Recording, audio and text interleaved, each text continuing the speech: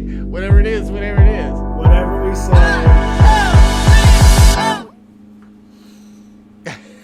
All of a sudden it gets quiet. It gets quiet. Inappropriate thoughts are going through my mind. Exactly. No thoughts are going through my mind. I wish. Yeah, right? I know, right? Yeah. Morbid at times. Yeah. Carly and I went for a walk yesterday after dinner, and I was like, I forget what it was now. I gotta ask her. I'll remember hopefully in a second. My old brain will kick in. But it was something I was like, yeah, I just had these random.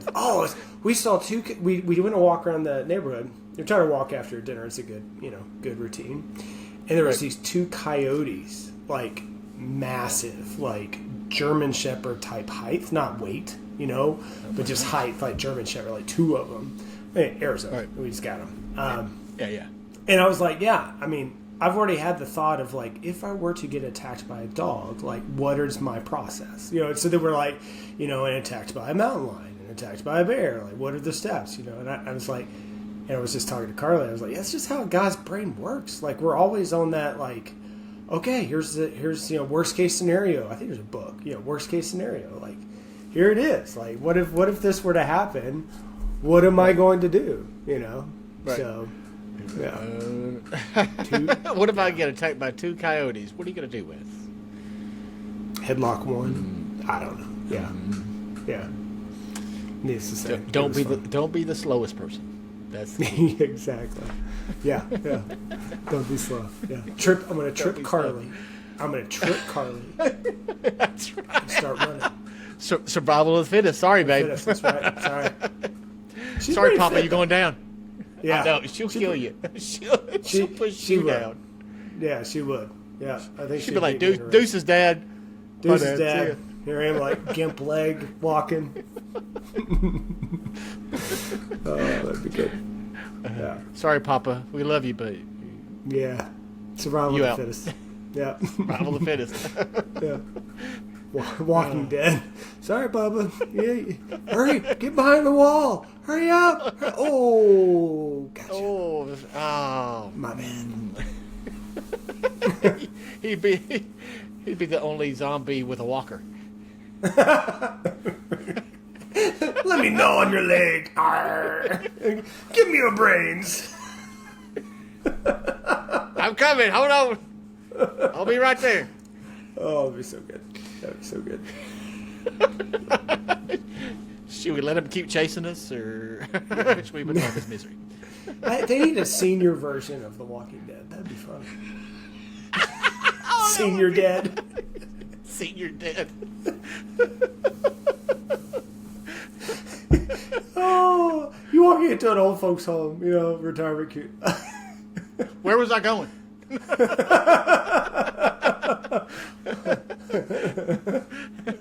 I was supposed to eat something. What was it? What was it?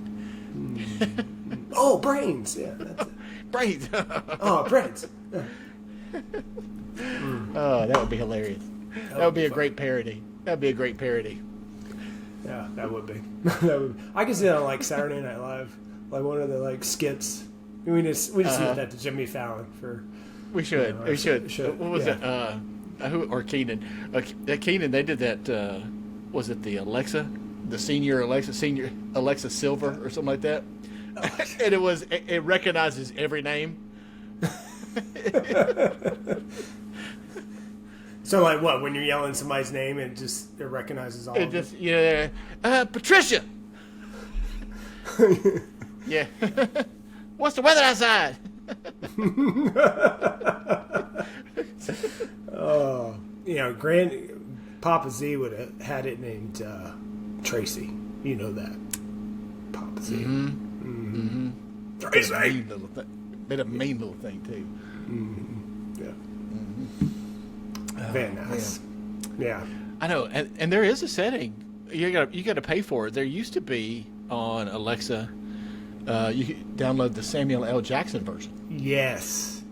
I was tempted. I was curious how many F-bombs would come out as a lot is what I hear. Yeah, I was like that would be tempting. That'd be tempting. That would Oh, be. funny you mentioned that. Speaking of F-bomb, I got a text from our sister calling me the funkle, the fun uncle, and I brought it up to. What's funny, it was like, I said Josiah is like his graduation gift and all that, and I was like, sorry I'm late, I'm the bad uncle, the black sheep, whatever. Anyway, she's like, no, you're not. You're the funkle, and I'm the black sheep. The fun uncle. Well, I mentioned to Steph yesterday. I was like, yeah.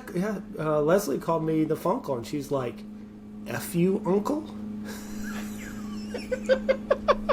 Yes. I was like, the first thing my wife thinks of is "F you, uncle," and so then I was like, oh, we should have named this podcast the Funkles. Instead of BroCode, should be, hey, it's the Funkles. It's the either fun or F you, uncle. You take your pick. Take your pick. Both and. Both and. Yeah. That's a Depending what day it is. yeah. I told Leslie, Uncle Barry was always my goal. Like that, slightly odd uncle, don't know where he is in the world. What is he doing? But always fun to hang out with. Yeah, that's the goal. Yeah, absolutely. When you can hang out with him, you like hanging out with him. I know. Yeah, you did. Yeah, exactly. I know. No, I'm the black sheep. Remember, I'm the black sheep. Yeah, black sheep. Yeah, whatever. Yeah, whatever. You're at least still wearing the cloth of reverend. I am not. So, Reverend or irreverent? Which one is that one? I think that's come up before. Yeah. Remember, I'm the one that ended up in one of her sermons. Oh, I forgot about that one. Did I watch? I think I did watch that. I did. You did watch that one, and you because I sent it to you, and I was like, "Oh, she like chopped you off at the knees." Yeah, I know, right?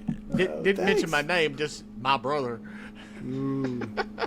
Makes me wonder, should I listen to others? I might be on one somewhere out there too. Interesting. Oh, I know. Oh well. Who knows? All right, so welcome to BroCode Session 3, and today we are talking about self-awareness. I love that subject. Self-awareness. Great subject. Yeah, I do. It is a great subject. It is a tough subject, and we're always telling people. I know in retail we're always telling people to be self-aware. In ministry we're always telling people to be self-aware. Yeah.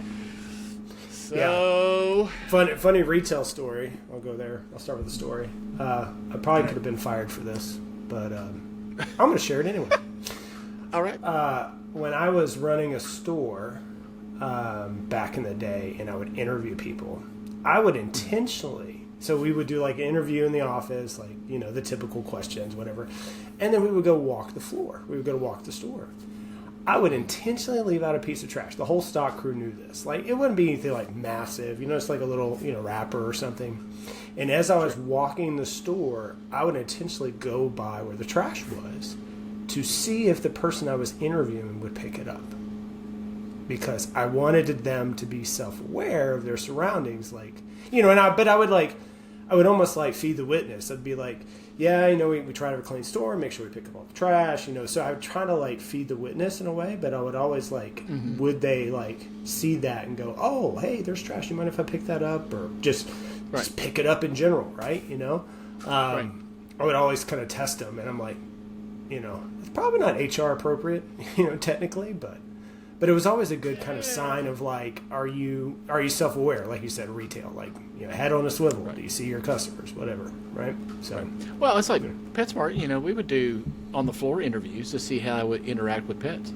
Yeah, exactly. I mean, if they didn't if you're walking the floor and you have a pet with a pet and a pet parent walk by with a pet, and that person doesn't engage with the pet, you're like, then why are you coming to work for us? Yeah.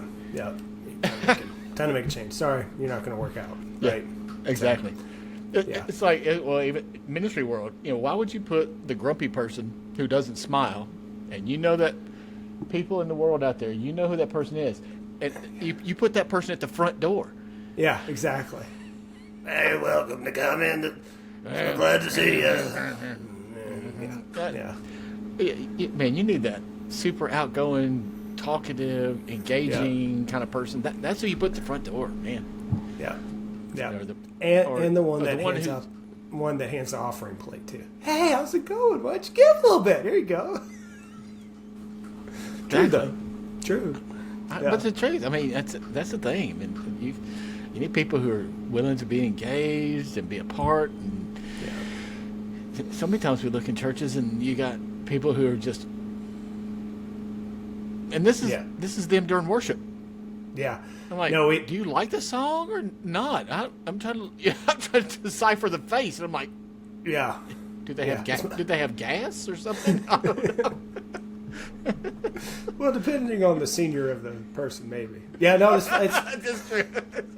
this actually came up the last couple of weeks with Steph and I. And I actually brought it. I have Wednesday men's group this morning. I brought it up there too. It's like, we have a pretty good church and it's outgoing and they like to worship and when I'm close to like the stage, it's a big church. Like we're close. Like people you could tell are engaged. And I actually heard somebody shout hallelujah this last week and I was like, oh wow, hey. But growing up, like leading youth group where like those kids are like, running to the stage to worship, right? And it's like, and then you go on a Sunday morning and it's like, we go on Saturday night. It's like half the people aren't even singing. I mean, forget raising hands. Like most of the people don't even sing.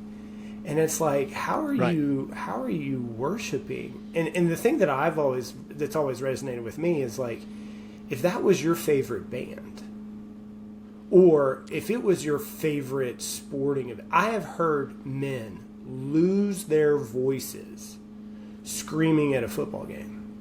Oh, and it's like, absolutely. And you won't like celebrate your risen Savior. Like you won't. I mean. I take it as a challenge, because it says the rocks will cry out. Like, that rock ain't going to out-cry out me. Or, you know what I mean? It's like, I am going to be louder. I'm going to be more forceful. And there's sometimes I'm still in worship, like, I feel a hindrance, but I'll still, shout a hallelujah. I mean, Steph comes from a church where she grew up where it was, more like her upbringing, the Pentecostal, like, we're running around with flags and things of that nature. But, I mean, like, if it was your favorite band, you'd be running up in front of that. I mean, Metallica, we're all going to get in the mosh pit, right? That's just, and it's like, church isn't. Don't call me out. Yeah. I've done that at Metallica. I've seen the bruises. The broken limbs. Yeah. I know, right? Yeah. But, yeah, I mean, we'd all be that way. But, like, for some reason in church, it's like, what, yeah. Right. But, so back to our topic, though, man, I think, I remember, was it PetSmart, I think? It may have been, that we would do, when they did our yearly evaluations, that you would have to do your own evaluation first. You like, and then management, senior management would do the evaluation, and you would like compare the two to see how self-aware you are of where you are. Right. And compare those two. Yeah, I always. Go ahead. No, I was saying I was always, because I'm very critical of myself anyway. Right. I try to stay I really do try to stay very self-aware of myself. Like, I'm struggling here or this or that, or whatever that may be, whatever space it may be, and know that I always have growing edges in a lot of pieces of my life, and try to work on those. I mean, we're always growing. I mean, if you're not growing and working on those things, then you're done. Right? Yeah. Right. I would, and it's not just PetSmart. I think it's any review. There's a lot of organizations that do that. You put in your scores first, and whenever, definitely when I became a leader of leaders, I would have a store manager or whatever, a leader of a team would come back and say, hey, yeah, this guy or girl gave himself all fives, and I was like, well, I don't see that as a flaw in them. I see that as a flaw in you. Because obviously you didn't set the expectations as a leader as what defines a 5, right? Like that's, to me, that's the piece. Yes, the associate should be self-aware. I agree, going back to our subject. But I usually saw that as a leadership opportunity, that like, obviously you didn't level set, expectations and, you know. Right. You know, but I agree that there was always a good barometer to say, okay, I feel like myself is this. And the best days were when your boss gave you a higher score. Like I saw myself as a 3.5 and you made me a 4. Yes. You know. Yep, exactly. And vice versa, right? Yeah. So Because I think that, you know, the meet expectations piece, you know, defining what meet expectations is right. for people. Right. You know, if we're doing X, Y, Z for whatever we're in, that's the meet expectations. And that's where we should be aware of. And that comes from our surrounding factors, people around us who are saying, hey, you're doing a great job doing this, da-da-da-da-da. But that is the meet expectations. It is the above and beyond piece. Yeah. That I think it's when things go up. Right. So. Yeah. Agree. Right. Yeah. And I think it's hard. You know, as a man, though, it's hard because I think I don't know. Again, I think I'm very self-aware, but I'm also very critical too. Yeah. You know, where someone may say you're doing a fantastic job, I'm thinking like, man, I suck. I mean, I do. I mean, I just think I'm not. Yeah. I do. I harp on myself a lot, and right. so and it does come across like great. You know, someone gives you a higher score or whatever it may be, just compliments and those kind of things. I go, well, thank you, but I mean, I don't see myself that way. I'm glad you see it, but I don't see myself that way. But. Yeah. Yeah, and I think that goes back to where do you find your value too, right? I think that's probably another subject we have on here about just like personal self-worth and things of that nature. It ties back to that. Yeah, I think for me, when I think of self-awareness, it's more so like what blind spots do I have, you know, and how am I? Because I agree, like I'm actively in a place of growing. You know, if you look at the books that I'm reading, I'm not a fiction kind of guy. I'm a nonfiction guy. It's always like self-help. The podcasts I listen to, it's always like, whether it be faith focused, whether it be like, you know, intellectually focused or business focused, like it's consistent growth on who I am. But when I think of like it's a personal goal of mine to like, I want to remove the blind spots because I know I have them. You know, and that's why it's so important for me to have like people around me, like my brother, to be like, you being an idiot, you know, like you're being stupid, you know, and let's just call a spade. That's every day. Call a spade, right? Whatever. You know, and like a story with that, like Steph was gone this last weekend. She had a softball tournament in California, and she came back. She said I was like defensive one time when we talked at night. You know, or like, you know, there's been a couple of things, and like we were in the kitchen, I think literally yesterday. I was like, look, this might be a blind spot. I feel like I might be missing something because obviously I'm putting something off that you see. I'm fine. Going back to our last podcast, like I'm fine. I really am. Like there is nothing. You know, I mean, there's you know, it's like there were you know, I'm fine. Bill Burr. Yeah. Mad, finally have an emotion. Yeah, but she even asked. She's like, "Is there any built-up resentment? Is there something that you're not aware of?" And I'm like, "Okay." So then I had to kind of do that internal, like, you know, okay, let's kind of like, you know, comb through the, you know, the dark, you know, the space between the ears here, and like really kind of do the archaeological dig. Like, okay, is there something here that I'm putting off that even I am not even aware of? Right. You know, and that's a blind spot that I kind of have to sometimes evaluate. Right. Yeah, but that's kind of where I see it. Self-awareness is, you know, those blind spots. How am I aware of those blind spots? You know, because you're not going to get any better, you know, until you recognize it. You know, like you talk to every addict, you know, 12-step program. That first step is them recognizing that they have an issue. Right, like we have an issue. Absolutely, that's the first thing. And if they are not self-aware to recognize they have an issue, they're never going to change. You know, I'm never going to change until I recognize that I have an issue. So that's right. Right, exactly. Well, and so like one of the things I put up there was kind of I wonder if it's a struggle with, you know, people's expectations of us and our own self-awareness. Like, I know where I'm at in certain things, and certain, relationships and work and those kind of things. But then on top of it, people's expectations of us, is there like a clash sometimes with those two things? See what I'm saying? I don't need to, like, people expect for you to be here, and I'm self-aware where I need to be, but it's like, man, it seems like they're expecting too much. Yeah, I mean, are you like the church pedestal of a pastor type thing? Is that kind of what you're thinking? Yeah. Yeah. Yeah. Well, exactly. And I don't see that as an absence of self-awareness on your part as a pastor. I see that as an absence of self-awareness on their part. Like, I think, I mean, I tell people, I think that 90% of the people in this world, no offense, everybody listens to this, are walking through their lives without giving it any thought. We're walking like zombies. We talked about Walking Dead, funny enough, but right. I feel like the majority of the people in this world are like the Walking Dead. Like, do you really think about when you get in your car and head to work every day? Do you really think about what you're doing? Are you observing and seeing like the colors of the environment? No.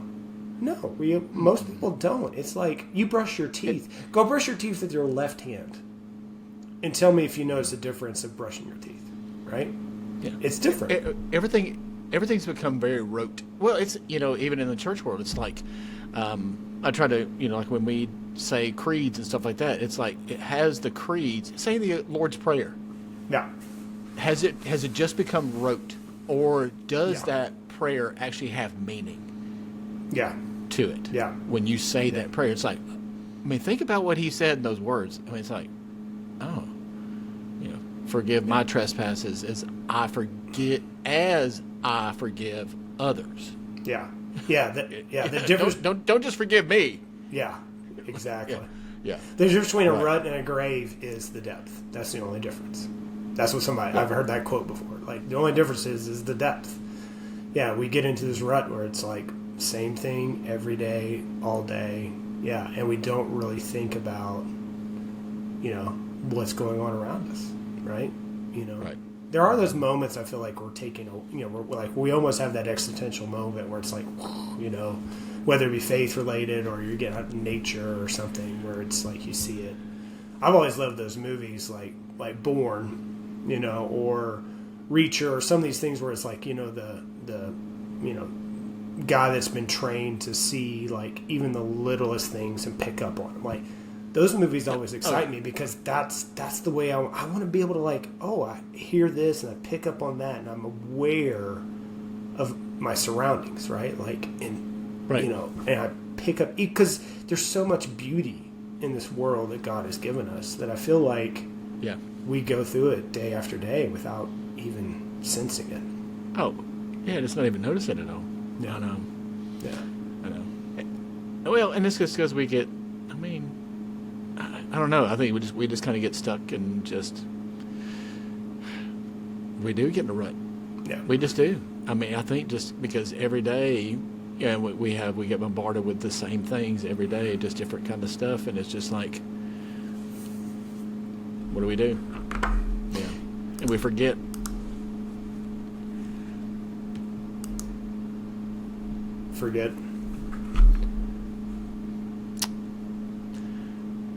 What are some of the parallels when Socrates, Bill and Ted's Excellent Adventure? Yeah. Yeah, that was my question. Know thyself. Yeah, know that's thyself. your question. That is my question. Know yeah. So, I mean, I love philosophy. Socrates, whatever you want to call him. Know thyself. He's the guy. He's the guy that coined that phrase. But as I look at Scripture, at Paul's writing, one of the things that has always gravitated to me, and there was another Scripture too that I thought of too, but I forgot it off the top of my head. But 2 Corinthians 12:7 is like he talks about this thorn in his side. And it always just kind of resonated with me. It's like, how does Paul know that this thorn?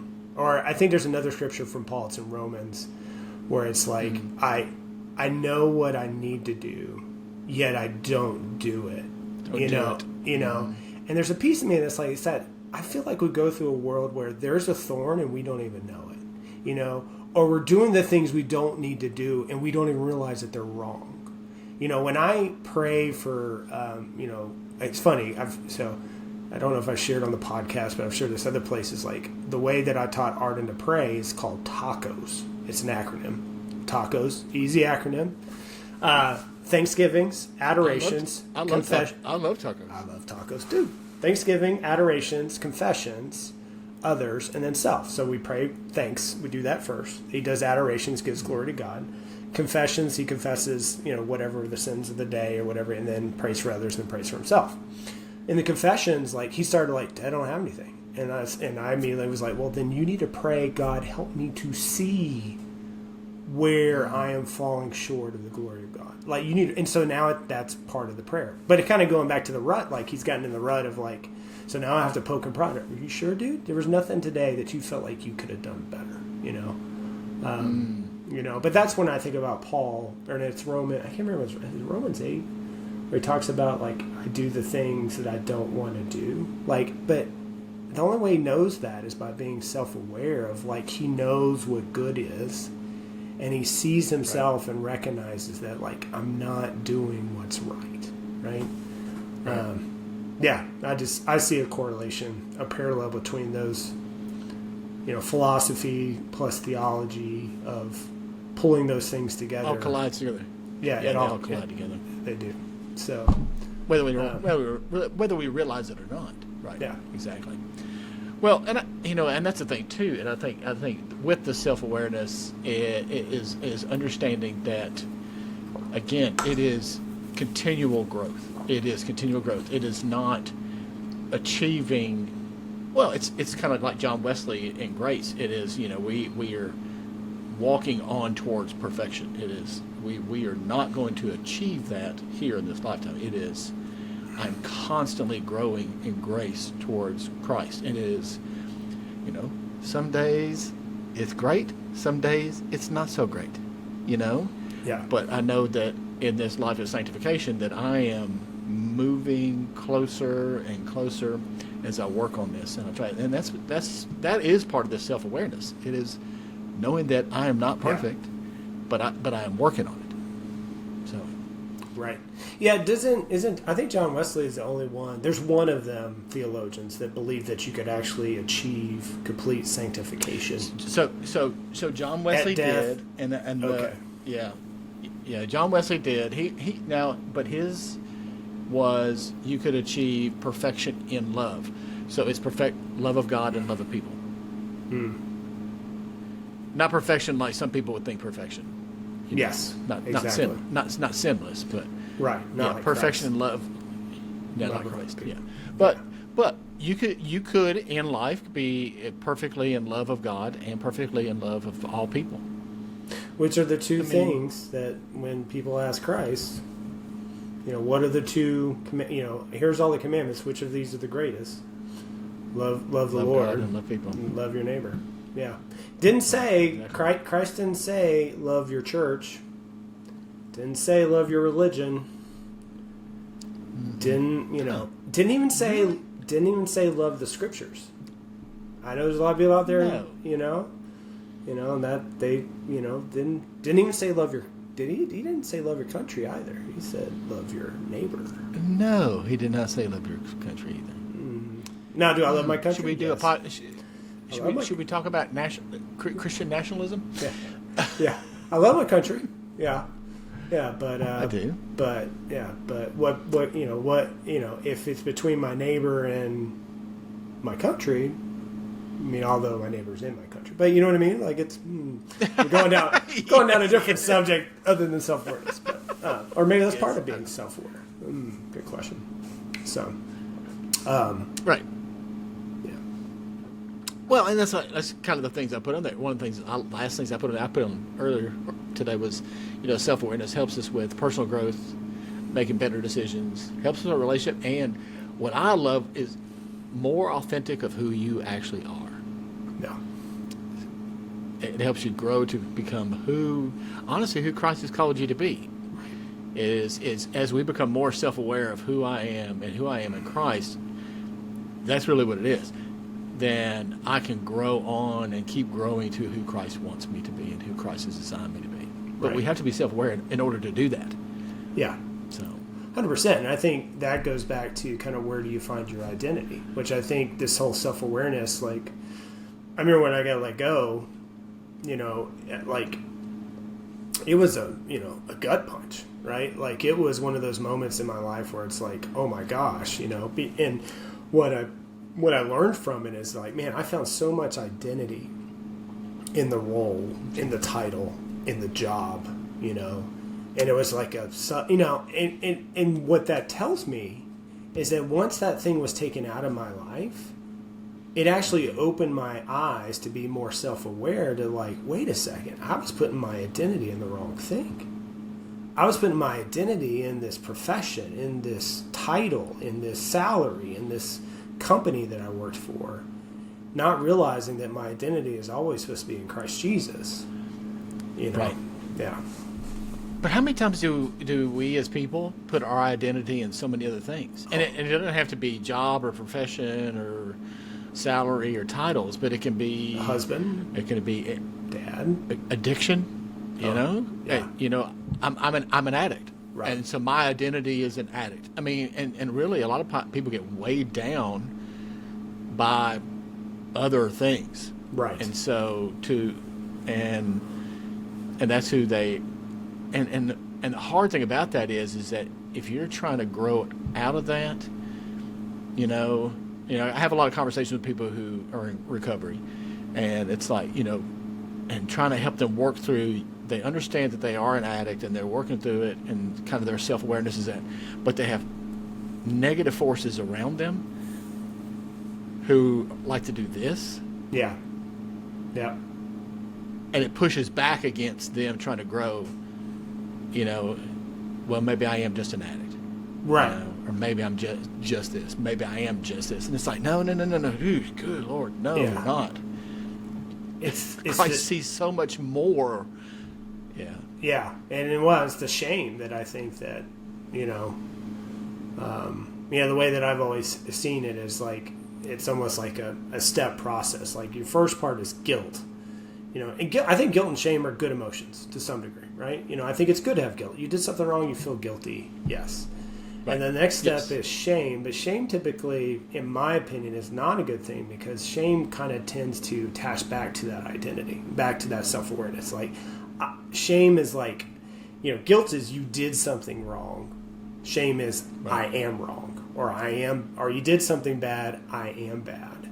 And I think when it goes from guilt to shame, and when you get stuck there, now you become identified as that's the addict, the adulterer, right. the, whatever the case may be.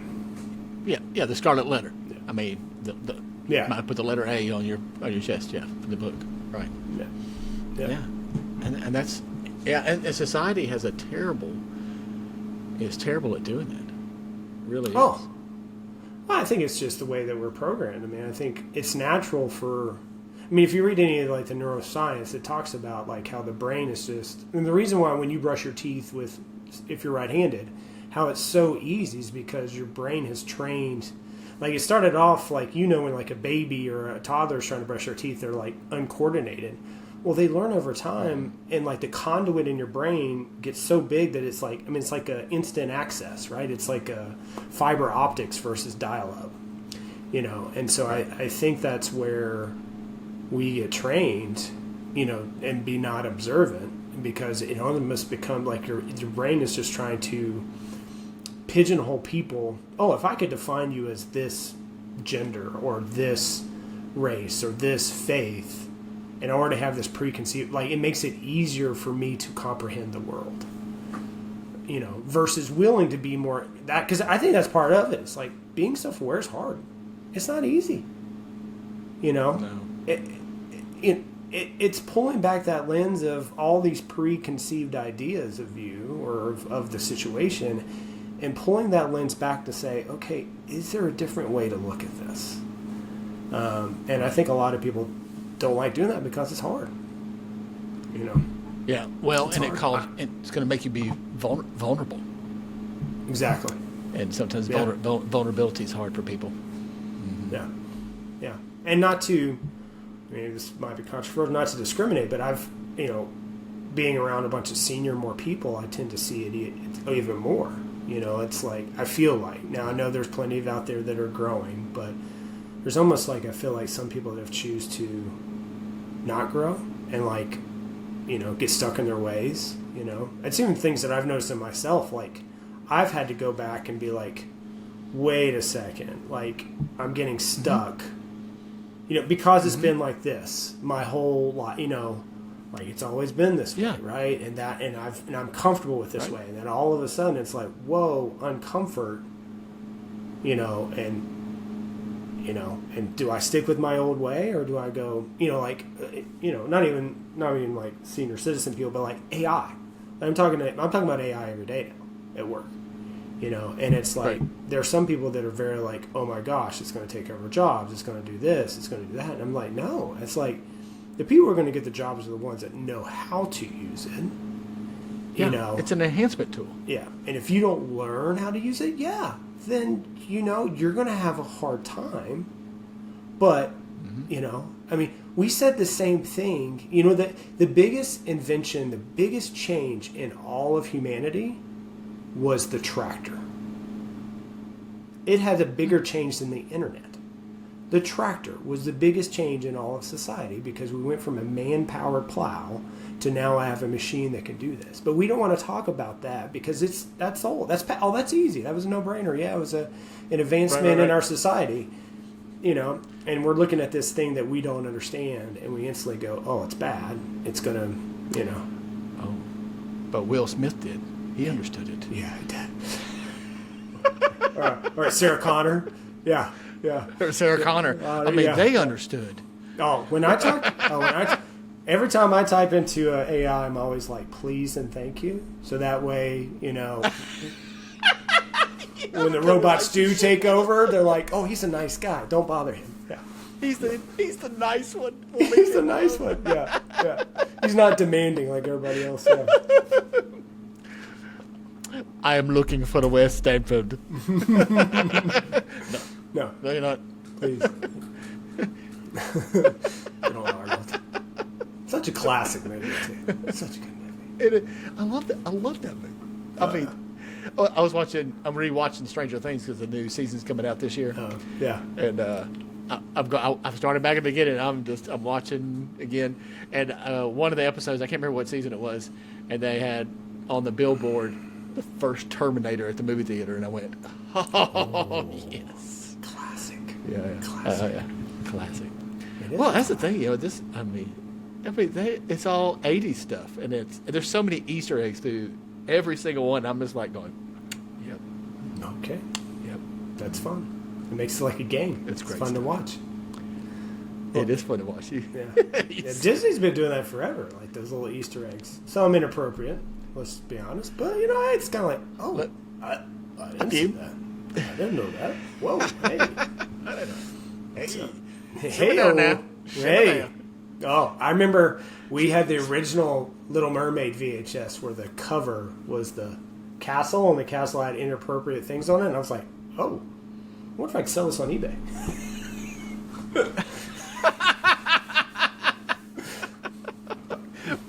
Put it in a paper bag. Like. Yeah. How would you know they put it in a paper bag?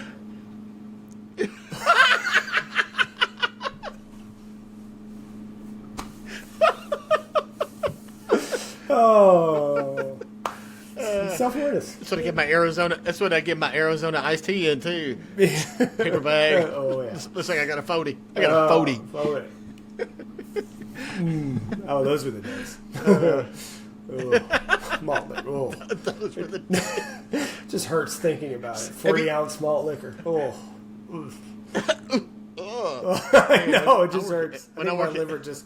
My check liver light just came on. Yeah, that's right. Yeah, my check liver light just came on. Blink, blink. Oh. Shut up, liver. You're fine. Shut up, liver. You're fine. Yeah. No. It's just like your car. You just ignore that little light that turned on. You just ignore it. Just keep going. Yeah, man. I remember working at Jefferson and 8th Street, Ecker Drugs, man. I don't know how much malt liquor I sold.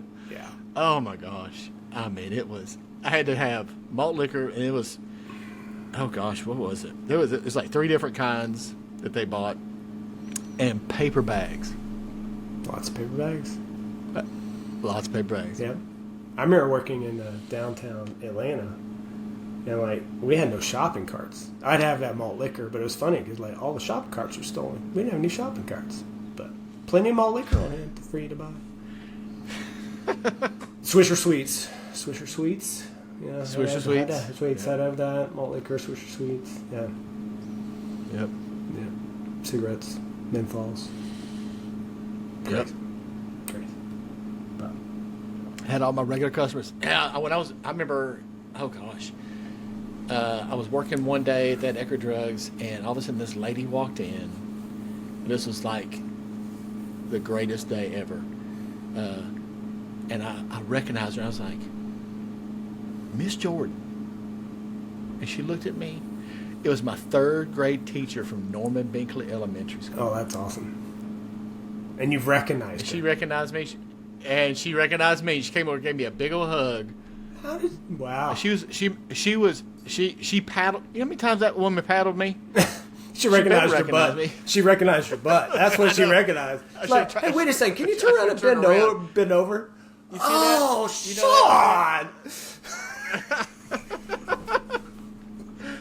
Oh, yeah. Oh, yeah. That's how they know. Yeah. But I was probably my best year of elementary school was with her. Yeah. Yeah. So Very great. Still's a troublemaker. Still are. What are you talking? Still, We started this conversation being the black sheep, so you know, hey. that's right. I still like the Funkles. That would have been a good name. The Funkles. Yeah. Oh, the F.U. Uncles. Is that our instead of peace sign at the end? Is it the where everybody? Yeah. That's right. That's right. Read between the lines. That would have been good. That's great. Shout out to Leslie.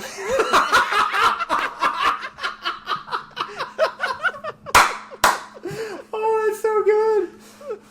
Well, to her credit, she didn't think that. My wife thought that when she heard Funkles. Oh, never mind. Yeah. So, but oh well, We do love our sister. we do. No, We love our we whole do. family. We love our whole family. We just don't give them a hard time. But we're just like any other family. Everybody has their black sheep and skeletons in the closet and elephant in the room. Our elephant's just pink and likes to dance. So, Yeah. That's right. Yeah. And we just don't like talking about it. Yeah, we don't sometimes. We We just, let's just ignore that subject and make adjustments. Yeah. Well, you have a quote up here from Charles Horton Cooley. Yeah, it's one of my favorites. I am not who you think I am. I'm not who I think I am. I am who I think you think I am. It's a tongue twister, but I think it correlates for me for self-awareness. Like, we spend all this time concerned about ourselves and Everybody thinks we are. whatever we are. It's like, but it's still, again, it's that lack of self-awareness. Like, our identity or our awareness is typically tied up in what I think everybody else thinks about me. Thanks. Yeah, that's my identity. My identity is not who I am or who you even think I am. My identity is what I think you think I am.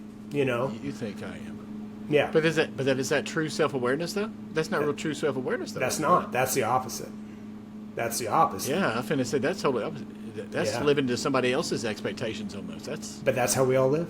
Again, going back to, I think self-awareness is key, but I think that's the blind spot, is that a lot of people live in a world where they don't know who they are. They don't know how other people see them. But they live in a world where they're thinking of themselves, of how they think other people see them. And we see that. Oh, I mean, you can walk down a street, and I know you do this. I do this. Everybody does this, and you see people looking at you, and you immediately gravitate to. I wonder what they think of me. Exactly. I wonder what they're thinking about me. Yeah. Yeah. It's every time your significant other puts on an outfit and they go, "How do I look?" Right? And if I say they look great, great.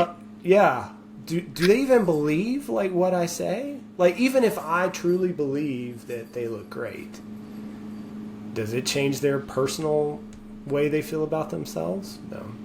You know? Nope. Nope. Do I look fat in this? No, the dress looks small. There you go. Yeah. I put on a shirt this last weekend. Instead of getting this new shirt, I was like, did you give me a schmedium? What is this thing? You know? Like, yeah, she wasn't here to see me, but I was like, is this a schmedium?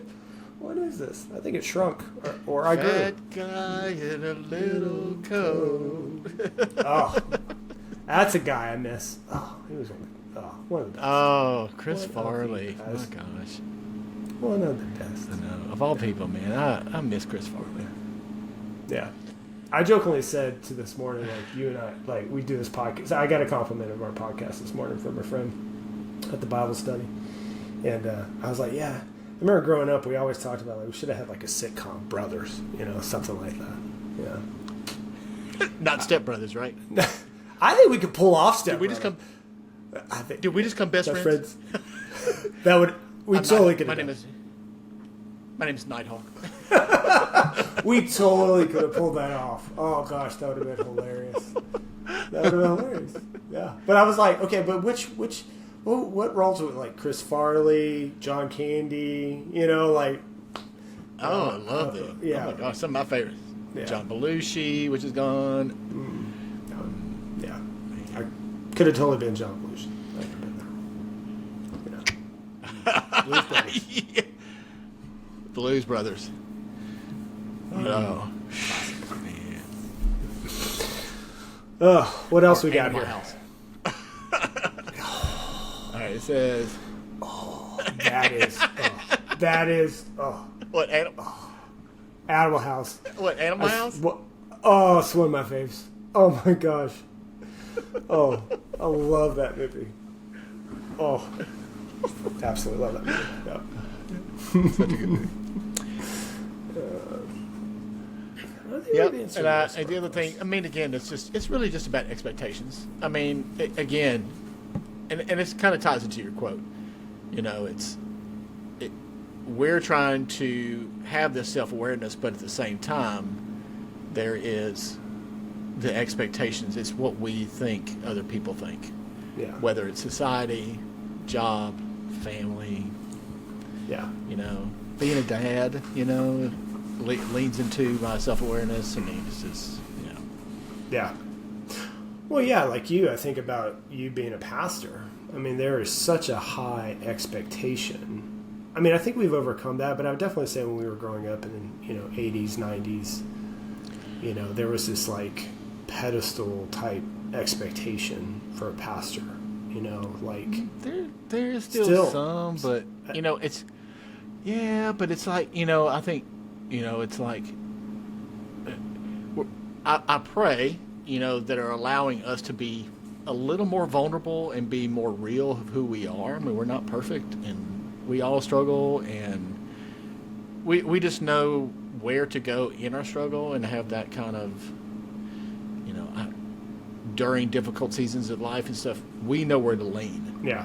And that's the great thing about being who I am. But by no ways am I ever going to be perfect. Right. But yeah, there is a calling. There is definitely a calling on my life. There's a difference in that. So. But I think where I've seen pastors have success, definitely at the church that we go to here, is actually being vulnerable about those shortcomings. Being vulnerable about, and saying it from the pulpit. I think that's what people want. Now, yeah, you don't need a XXX sermon, but more brown bags. Put it in the brown bag, Sean. Don't just expose it. Yeah. But yeah, I think there's people that need to understand, hey, you're human too. that's part of life. Is that I am human. I have my struggles. I have my temptations. And deal with it every day. Well, and that's how people connect, and that's how people relate and connect and go, okay, yeah. So maybe you have been through some of the same stuff I've been through. Yeah, I have. I know what you're dealing with. Yeah. Well, that goes back to the 2 scriptures I talk about Paul. I mean, I think Paul dealt with it. The thorn in his side. I mean, theologians say some of that thorn was lust. So I've read theologians say that was lust. I've heard it was alcohol. Like, the thorn in his side. It's like, I don't know. Oh, yeah, we really don't know. Yeah, nobody really knows. Some people say it was a sickness. Somebody, yeah. Either addiction or a sickness or something. We really don't definitively know what it was. But yeah. But he was self-aware to know that it's a thorn. Like, and that he's aware, like, this is something that I struggle with. I mean, I think that's the beauty of working with recovery with like alcoholics. Like, I have some that they're like aware, like, hey, I know some alcoholics that could still go out to the bar with you and have dinner and they're fine, right? And they can hang out late and have a good time. And then there's other ones like, I can't go. Like, they're self-aware to know, like, I can't go because the temptation is so strong that I'll easily get back. And to me, I see that as a beautiful sign of self-awareness. And a lot of people see it negatively, like, oh, how is it that Jim can do it but you can't? And it's like, no, that's not the beauty here is that he's self-aware to know, like, his boundaries and what he can and can't do because he knows the impacts that it's going to have on his life. And I would say that's something I strive to have. Yep. That self-awareness. Yeah, absolutely. Yeah, I've got friends like that too. Yeah, I've got some that they'll go hang out with you and they will be just fine if you have a drink around them. I do have one man, and the problem is that that person will go off the wagon. Yeah. Yeah. Like that. Yeah, that party. I mean, I have a party animal that comes out too. It gets me in trouble sometimes. I get it. It's all go. Yeah, I mean, it goes from 1 to 12. Yeah, in a matter of minutes. Yes. Yeah. Easily. Yeah. I'm like a Tesla. Fast, 60 seconds. 0 to 60. Boom. I'm there. Yeah. Can't do it. But and then there's some people that like addiction porn stuff, right? It's like they have to give a password to their spouse. They set rules on their phones. And I know a grown man that's my age or actually older, probably closer to your age, and he still has like this because he recognized that he can't. And I see that as that's okay. You're self-aware of like what you can and can't handle. But again, I think a lot of people go through life oblivious. Well, and that's kind of the Celebrate Recovery thing. It's like we are all, and I do mean all, in some kind of recovery of some kind. There's something, whether it's workaholism, you work too hard. It doesn't have to always be drug and alcohol, right? Or porn. It could be food. I mean, it could be. There's something that we are struggling with. So I think hurts, habits, and hang-ups. That's what it is. Hurts, habits, and hang-ups. I like that. Yeah, no, I think it's out. I mean, even things that people would say is good, like working out. I know people that I have old neighbors were had an addiction. They're AA, and they're avid athletes now. I mean, they're avid CrossFitters, But some people could actually look at their, CrossFit is almost an addiction too. Just because they get so like wrapped up in it, like it's almost. I think I agree with you. I think we all have some level of addiction. Pride, success, ego, food. I think food's a big one for people. You get stressed. Food's huge. Yeah. Shopping. I mean, there's something. I mean, how many times Amazon show up at your darn house, right? It's like, okay. Simmer down. Yeah. Same here. Just right. I know. It's just easy. Yeah. Click. I don't want to go to a store. No.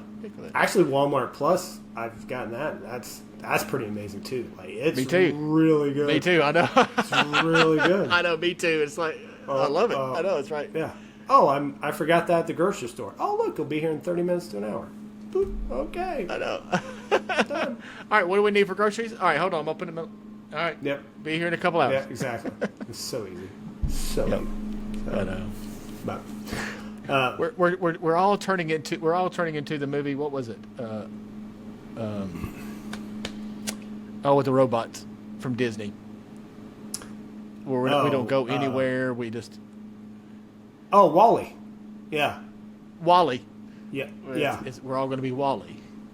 Oh, I've said that. I've been saying that for years. Yeah, we're all. I mean, it's literally the world we're turning into.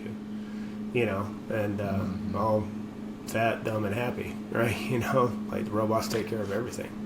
Everything's automated. Yeah. So, although they had babies, how did that happen in the movie?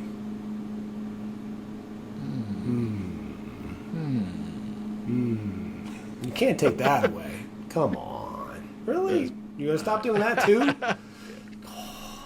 I don't want that future. I don't want that future. Forget that. Yeah, I don't want that future. No, not I at don't all. want that future. No. I do, because I don't want the babies part, but the practice is always great. Okay. That's what Mom used to always say. Yeah.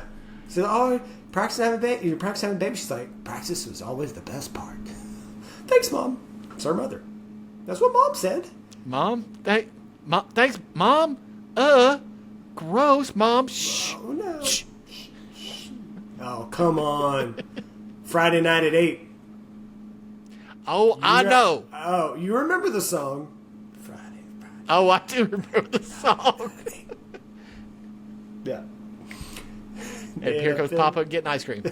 2 hours later. I mean, the man, 2 hours later, getting ice cream. I tell people that story and they go, dang, 2 hours? And I'm like, yeah, that's what I have to live up to.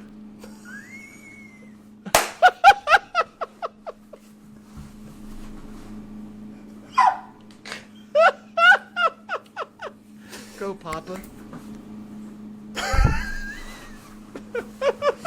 Oh, that was my high school. Yeah, that was a joke. I mean, that was one of the things I suffered through in high school. Yeah. Oh my parents. Oh goodness. Yeah. Yes, sir. Yeah. Sounds good. All right, brother. All right, my friends. Well, here's our prayer. The Lord bless you and keep you. The Lord make his face shine upon you and be gracious unto you. The Lord lift up his face towards you and give you peace. Peace. Until next time. Peace. Love you guys. Love you, bro. Love you, bro. Yeah. All right.